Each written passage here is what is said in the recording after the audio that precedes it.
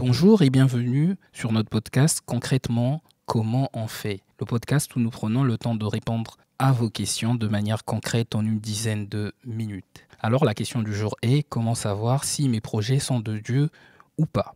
Alors cette question elle est très importante, elle est très pertinente il est toujours important de se questionner sur la source de nos projets. Pourquoi nous devons le faire? Parce que la parole de Dieu déclare, il y a dans le cœur de l'homme beaucoup de projets, mais c'est le plan de l'Éternel qui s'accomplit. Autrement dit, le cœur de l'homme a diverses pensées, mais la volonté de Dieu, c'est celle qui demeurera ferme, c'est celle qui s'accomplira. Il faut donc, pour l'homme, dans la multitude de ses pensées, dans la multitude de ses projets, identifier ceux qui viennent du Seigneur parce que ce sont ces projets-là qui finissent par s'accomplir. Prenons l'exemple de l'apôtre Paul. La Bible nous dit dans Acte 13 au verset 2, un jour, pendant qu'ils servaient le Seigneur dans leur ministère et qu'ils jeûnaient, le Saint-Esprit dit « Mettez-moi à part Barnabas et Saul pour l'œuvre à laquelle je les ai appelés. » Alors qu'ils étaient en train de prier, alors qu'ils étaient en train de jeûner, alors qu'ils communiaient avec Dieu, le Saint-Esprit dit, le Saint-Esprit donna le projet. Nous voyons par là que si le Saint-Esprit le dit, alors on est certain que cela vient de Dieu. Il ne peut pas y avoir de doute lorsque c'est le Saint-Esprit qui dit. Le Saint-Esprit dit est donc le dénominateur commun de ce qui vient de Dieu.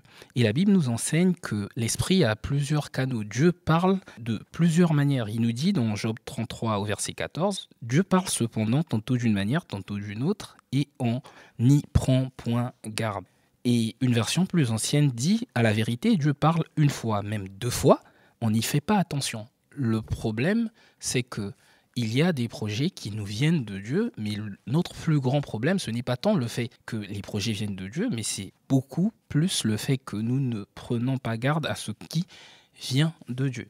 On nous dit que Dieu parle, au verset suivant, par des rêves, par des visions nocturnes, quand un sommeil profond tombe sur les hommes et quand ils sont endormis sur leur lit.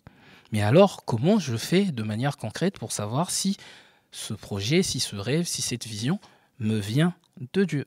Et quelques caractéristiques des projets qui viennent de Dieu pour pouvoir les identifier. La Bible nous dit que je connais les projets que j'ai formés sur vous, dans Jérémie 29 au verset 11, dit l'Éternel, projet de paix et non de malheur, afin de vous donner un avenir et de l'espérance. Les projets de Dieu donnent un avenir, ils garantissent, ils assurent un avenir. On n'assure pas son avenir avec des petites choses. Mais le plan de Dieu, les projets de Dieu, les projets, les idées qui viennent de Dieu sont généralement si grands que nous-mêmes, on a parfois du mal à les accepter au début. À partir du moment où un rêve, un projet te dépasse, il a l'air plus grand que toi, il te fait peur. Cette idée, ce projet pour lequel tu n'as pas de ressources, tu n'as pas de financement, mais Dieu le met dans ton cœur et te dit d'y aller. Ce n'est pas un signe qui devrait te faire peur, mais c'est quelque chose qui devrait au contraire attester que c'est quelque chose qui vient de Dieu. Et si Dieu te dit d'y aller, c'est parce qu'il a prévu, il a tout prévu pour que tu y réussisses. Nous allons vous le voir à travers deux exemples bibliques. Un jour, Jésus est en train de prêcher à la foule, alors qu'on nous dit que la nuit est en train de tomber, on se rend compte qu'il y a énormément de personnes qui sont là, mais que ces personnes n'ont pas de quoi manger. Et les disciples vont venir le faire remarquer à Jésus, et Jésus va dire quelque chose de surprenant. Jésus va dire à ses disciples dans Luc 9 au verset 13, mais Jésus leur répond, « Donnez-leur vous-même à manger. » Et les disciples vont dire, « Nous avons seulement 5 pains et 2 poissons, est-ce que nous devons aller acheter à manger pour tout le monde ?» Les disciples se disent, mais comment le Seigneur peut nous demander de nourrir ces personnes-là? Les disciples regardent à leurs ressources, ils regardent à leurs capacités, ils se disent, mais ce n'est pas possible, c'est impossible à réaliser. Mais étant donné le fait que ce projet-là venait de Dieu et qu'il leur avait demandé de les nourrir, ils n'avaient pas besoin de se soucier de leur capacité à l'instant où le projet leur avait été communiqué. Et étant donné que c'était un projet de Dieu, il s'est réalisé. Les pains ont été multipliés, les poissons ont été multipliés, il y a eu à manger pour tout le monde.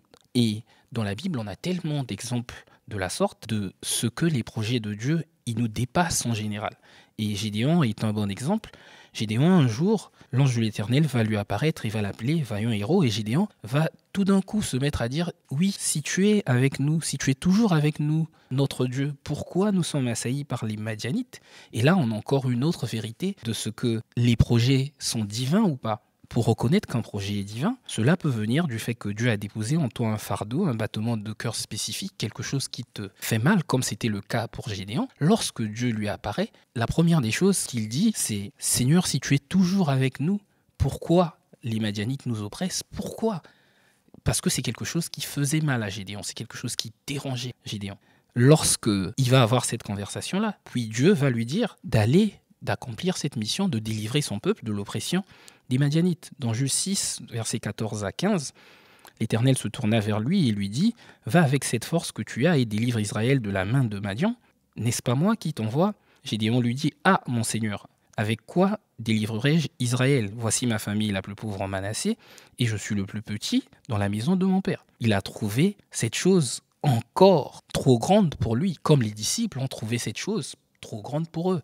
Et comme Moïse a dit, je ne suis pas digne, je ne suis pas qualifié, ce n'est pas moi qui peux accomplir cette chose. Le projet venait bel et bien de Dieu. Sauf que le projet, en venant de Dieu, il avait l'air d'être beaucoup plus grand. Il se sentait démuni face à ce projet. Il avait l'impression de ne pas avoir les ressources. Gédéon, même en ayant le fardeau, même en ayant ce battement de cœur spécifique, lorsque le projet s'est présenté à lui, il s'est dit « c'est trop, c'en est de trop pour moi ». Alors, si tu veux savoir concrètement, est-ce que ce projet vient de Dieu ou pas? Il faut que le Seigneur ait dit, il faut que le Saint-Esprit le dise. Et il faut que tu apprennes à prendre garde à ce que le Seigneur te dit dans les songes, dans les vies, de manière audible. Et au-delà de tout cela, que tu arrives, lorsque ces choses-là que Dieu te montre sont très grandes ou beaucoup trop grandes à tes yeux, à te dire au contraire, ça ne devrait pas me faire peur, mais ça devrait m'encourager, me conforter à l'idée que le Seigneur, dans ses projets à lui, il veut donner un avenir, il veut donner une espérance. Dieu appelle chacun de nous à de très grandes choses. Dieu nous appelle à de très grandes choses. Et nous allons prier ensemble. Merci Seigneur pour ta grâce, merci Seigneur pour ta bonté, merci Seigneur pour ta fidélité, merci Seigneur de ce que tu as conçu pour chacun de nous, tu as formé pour chacun de nous des projets de paix afin de nous donner un avenir et une espérance. Accorde-nous la grâce de pouvoir les reconnaître, accorde-nous la grâce pour les battements de cœur spécifiques que tu as mis en chacun de nous, pour ces grandes idées, pour ces grandes choses qui ont l'air de nous dépasser. Accorde-nous la grâce de nous accrocher, et de nous attendre uniquement à toi. Parce que lorsque tu donnes ces visions-là, tu donnes aussi la provision. Tu nous l'as démontré avec tellement de personnes à travers ta parole.